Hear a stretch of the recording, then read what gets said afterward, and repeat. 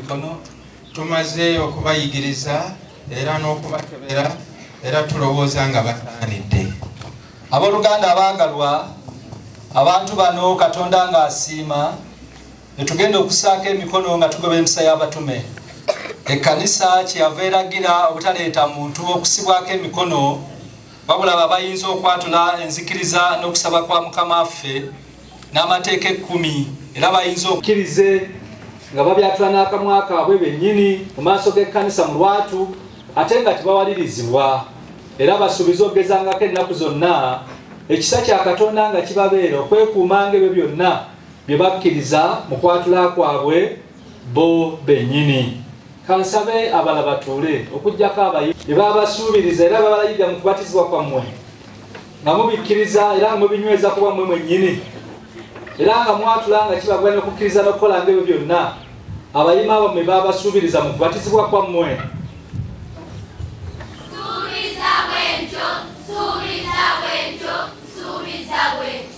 Abaagalwa ennyo mu Mukama waffe mu kusaako emikono, ekkanisa teba ku mukolo bukolo gwa ddiini oba okutuukiriza obulombolombo wabula eba ku musingi era ennono enkulu ogw'ebyawandiikibwa era nakuno okusaako emikono tusimbulira ddala mu Bayibuli engeri eno ey'obwakatonda okuva ku batume ba Katonda nga bwe baagikolanga olubereberye, kubanga bwe musoma mu ssula ey'omunaana mu Bayibuli mu kitabo ky'ebikola by'abatume tusomawo ebigambo ebigamba bwe biti. Awo abaasaasana ne bayita nga babulira ekigambo. Filipo n'aserengeta mu kibuga e Samaliya n'abulira Kristo.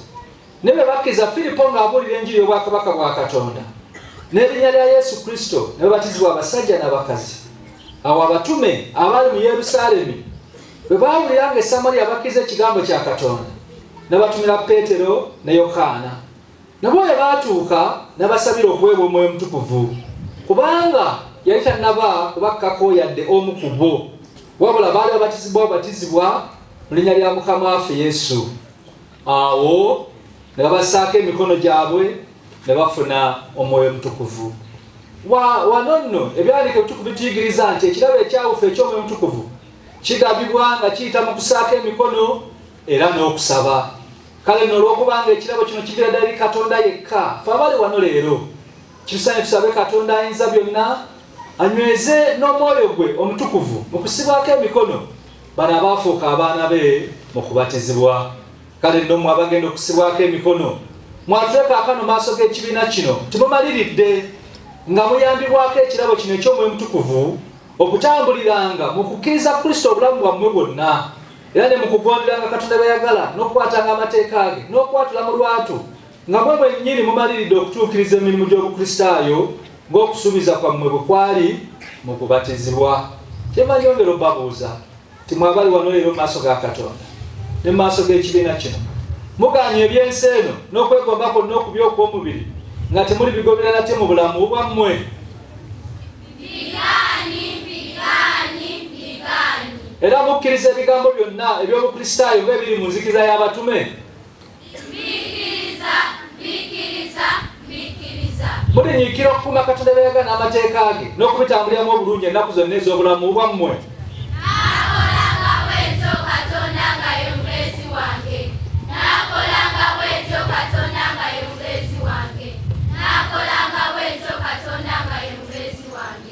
Abaagalwa ennyo mwenna abakuŋŋaanye wano manyweza era mbategeeza okubeerwa kwaffe kuli mu linnya lya Mukama. Erinnya lya Mukama litenderezebwe.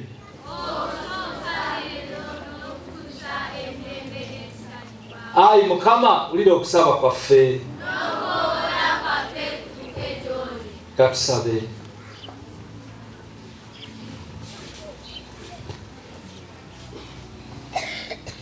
Ayi Katonda ayinza byonna atafa eyawa abaddu bo bano n'abazaana bo bano abali mu maaso go era abali mu maaso gaffe okuzaalibwa omulundi ogwokubiri n'amazzi n'Omwoyo Omutukuvu era yabawa okusonyiwa ebibi byabwe byonna gy'oli Mukama kubanga wabamanya era obamanyi.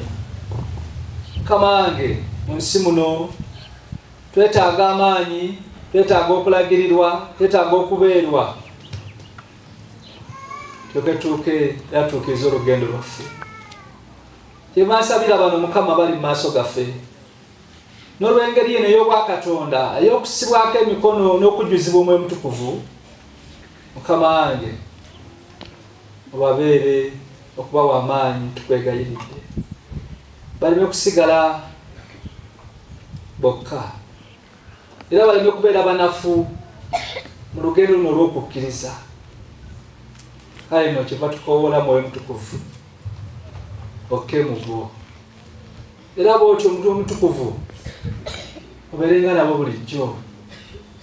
Tubasabidde baana ba Katonda. Ayi Mukama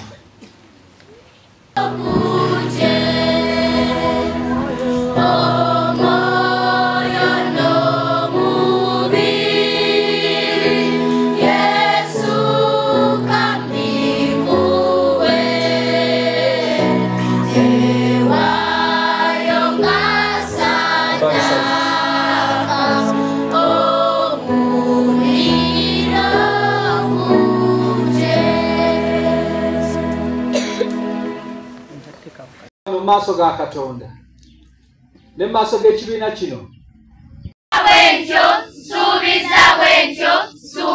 bwentyo abaagalwa ennyo mu Mukama waffe mu kusaako emikono. Ekkanisa teba ku mukolo bukolo. Buli mu kitabo ky'ebikola by'abatume tusomawo ebigambo ebigamba bwe biti, awo abaasaasana ne bayita nga babulira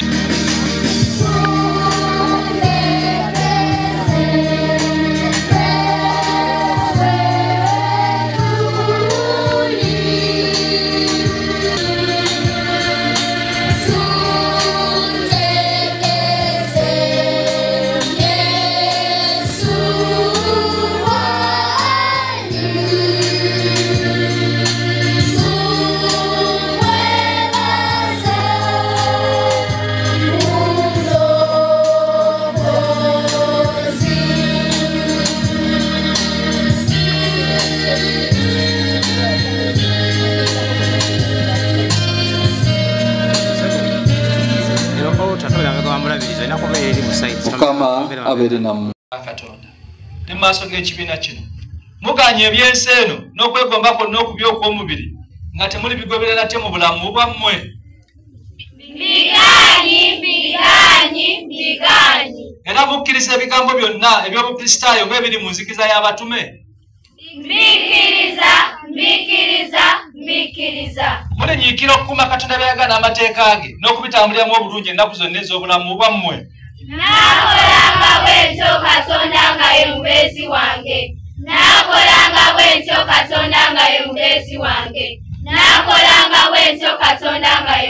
wange.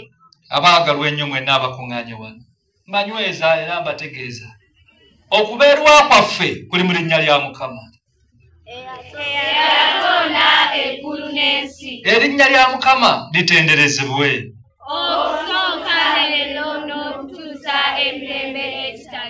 Ayi Mukama ulira okusaba kwaffe n'okuwoola kwaffe kutuuke gy'oli. Katusabe. Era obongerengako n'ekirabo eky'Omwoyo Mutukuvu kiswa n'atuuka mu bulamu obutaggwaawo.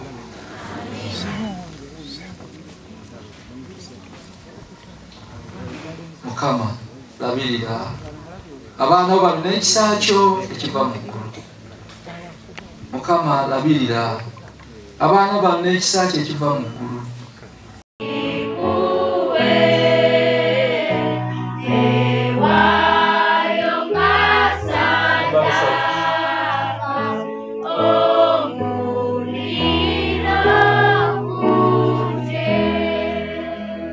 N'ekisa kyo ekiva mu ggulu.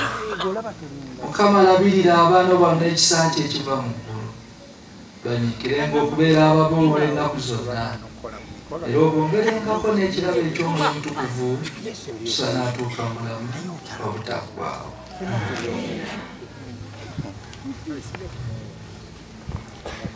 Ekiva mu ggulu Mukama labirira abaana bo bano n'ekisa kyo ekiva mu ggulu, banyikirenga okubeera ababo ennaku zonna, era obongerengako n'ekirabo eky'Omwoyo Omutukuvu tusobola n'atuuka mu bulamu n'okulya ekigambo kyo ku nkomerero lwekuba weebwa obulamu butaggwaawo, kuba Mukama waffe Yesu Kristo yabeera omulamu afugira awamu naye n'Omwoyo Omutukuvu Katonda omu ennaku zonna emirembe egitaggwaawo.